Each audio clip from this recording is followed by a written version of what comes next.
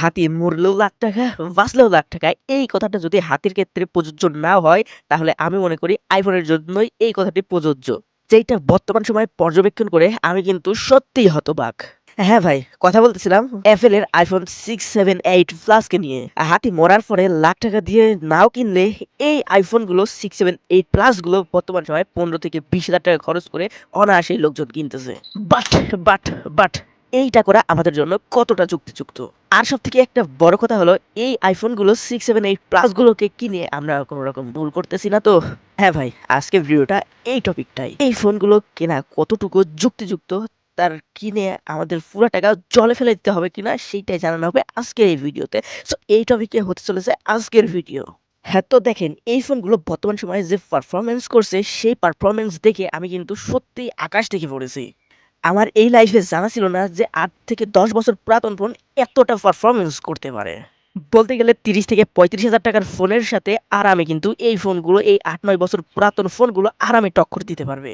তাহলে এই ফোনগুলোর মধ্যে আছে কি? আবার কেনই বা মানুষ এই ফোনগুলো এত হাইপ নিয়ে কিনতেছে? তবে আপনি যদি এই ফোনটা একবারের জন্য হাতে নেন তাইলে বুঝতে পারবেন খুব বড়সড় প্রিমিয়াম একটা ফোন হাতে নিয়ে বসে আছি। তবে ফোনগুলো বড়সড় হলেও এর ডিসপ্লে অনেক ছোট এবং এর মোটা, মোটা বেজেলের কারণে এই ফোনটা কিনলে এই জিনিসটা আপনাকে মাথায় রেখে কিনতে হবে। কারণ এই মোটা, মোটা বেজেলের কারণে এর ডিসপ্লেটা ছোট হয়ে গেছে। বাট আপনি যদি ডেইলি লাইফে অনেক বেশি দিন ব্যবহার করে ফেলেন তাইলে এটা কিন্তু আপনাদের চোখে পড়বে না, আপনার অভ্যাসযোগ্য হয়ে যাবে। এই ফোনটাতে অ্যাপেল ব্যবহার করেছিল 5.5 ইঞ্চের রেটিনা IPS ডিসপ্লে। যে ডিসপ্লেতে আপনারা কোনো রকম অ্যামোলেড প্যানেল পাচ্ছেন না, শুধুমাত্র ILCD ডিসপ্লেই থাকছে। এর অ্যামোলেড প্যানেল না থাকার কারণে ডিসপ্লে যদি অনেকটা খারাপ মনে করেন, কিন্তু এই ডিসপ্লেটা এতটা খারাপও না। খুব ভালো শ্যাডো, লাইটিং এবং পারফরম্যান্স সব দিক থেকে কিন্তু ডিসপ্লের কোয়ালিটি ওয়াও ছিল।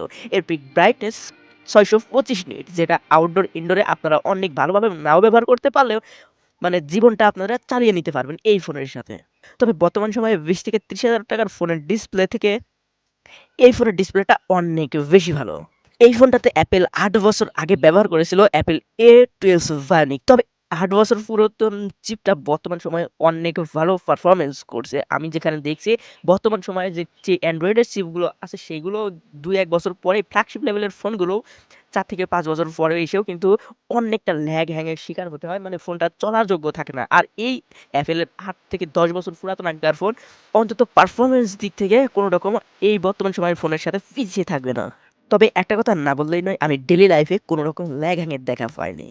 তাই বলবো এর পারফরম্যান্স নিয়ে কোনো রকম কম্পারিজন থাকছে না।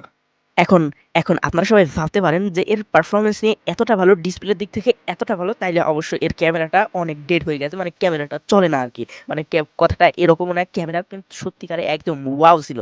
এর ব্যাক প্যানেলে পেয়ে যাবেন এর দুইটা ক্যামেরা, একটা মেইন লেন্স এবং একটা টেলিফটো লেন্স। টেলিফটো লেন্স দিয়ে আপনারা সবসময় ভিডিও করতে পারবেন না, শুধুমাত্র পোর্ট্রেট মোডেই ছবি তুলতে পারবেন। আর এর ক্যামেরা সত্যি বলতে ৮ বছর পরে এসেও অসাধারণ ছিল। এই থেকে আমি অনেক ভালো, ভালো ছবি ক্যাপচার করতে পেরেছি। যেখানে দেখা যায় অ্যান্ড্রয়েডের ফোনগুলো ২ থেকে ৩ বছর পরে ক্যামেরাগুলো ডেড হতে শুরু করে, নয়েজ ক্রিয়েট শুরু করে। এইখানে এই ফোনগুলো কিন্তু সুযোগ থাকছে না। বলতে গেলে অনেক বেশি ভালো পারফরম্যান্স করছে এবং ক্যামেরার দিক থেকে অনেক ভালো ছবি তোলে। আপনাদের বোঝার সাথে আমি কিছু ছবি স্ক্রিনে এড করে দিচ্ছি, প্রয়োজন হলে দেখে নিতে পারেন।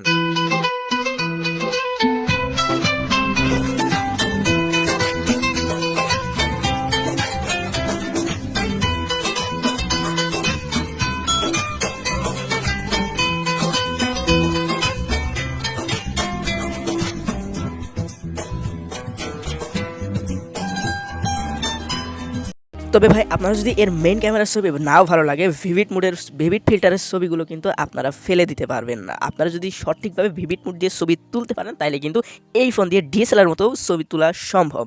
তাই বলবো যারা ক্যামেরার দিক থেকে আইফোন পছন্দ করেন তারা কিন্তু এই ভিভিড মুডটা অবশ্যই চিনে থাকবেন। আর এই যদি কারোর থেকে থাকে আপনার বন্ধু-বান্ধব, তাদের কাছ থেকে একটা ফোন নিয়ে ভিভিড মুডে একটা ছবি তুলে দেখেন কীরকমটা লাগে। আর এই ফোনের ছবিগুলো তো আপনারা দেখতেই পারছেন।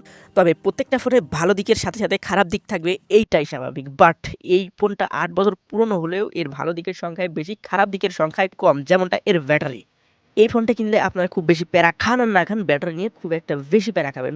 মাত্র ৩ থেকে ২.৫ ঘন্টা এর স্ক্রিন অন টাইম পাবেন, যেটা আমার কাছে মনে হয়েছে খুব কম। মানে দিনে ২ বার চার্জ দেয়া আপনাদের লাগতে পারে। এটা কিন্তু একটা প্যারার বিষয়। এটা মাথায় রেখেই এই iPhone 6, 7, 8 Plus গুলো কিনতে পারেন। এবং সেকেন্ডলি যে বড় প্রবলেমটা আছে সেটা হচ্ছে হিট। প্রচণ্ড হিট জেনারেট করে। মানে আমি সোশ্যাল মিডিয়ার টুকটাক ওয়াইফাই ব্যবহার করে দেখছিলাম, প্রচণ্ড হিট জেনারেট করছিল। এখন ডেটা চালু করলে কীরকম হবে সেটা কিন্তু আমি বলতে পারি না। আর এই ফোন কিনলে গেম প্লের কথা তো চিন্তা ভাবনাই করা যাবে না। মানে প্রচণ্ড হিট জেনারেট করে আর ব্যাটারি অতিরিক্ত বার্ন হয়। মানে গেম প্লেয়ারদের জন্য এই ফোনটা না। বাট পারফরম্যান্স দিক থেকে গেম প্লে, PUBG, মানে ফ্রি ফায়ার সব কিছুই, কল অফ ডিউটি সব কিছুই অনেক ভালো পরিমাণ পারফরম্যান্স করতে পারবে। তাই এখন আমি বলব এই সমস্ত টপিকগুলো যদি আপনারা মাথায় রেখে এই ফোনটা কিনতে পারেন তাইলে হয়তোবা আপনারা ঠকবেন না। আর যদি আসল আইফোন চিনে কিনতে পারেন তাহলে তো ঠকবেনই না। যদি আপনারা আসল আইফোন না কিনতে পারেন তাহলে কিন্তু কমেন্টে জানাবেন, আমি আসল আইফোন চেনার কিছু টিপস দিয়ে দিব, সেটা থেকে 100% অথেন্টিক ফোনগুলো আপনারা চিনে কিনতে পারবেন। আজকের ভিডিওটা এই পর্যন্তই ছিল। আর যদি কোনো রকম প্রশ্ন থেকে থাকে অবশ্যই কমেন্টে কিন্তু জানাতে ভুলবেন না। আমি কিন্তু অবশ্যই আপনাদের কমেন্ট পিক করে সেগুলো রিপ্লাই দিয়ে দেব।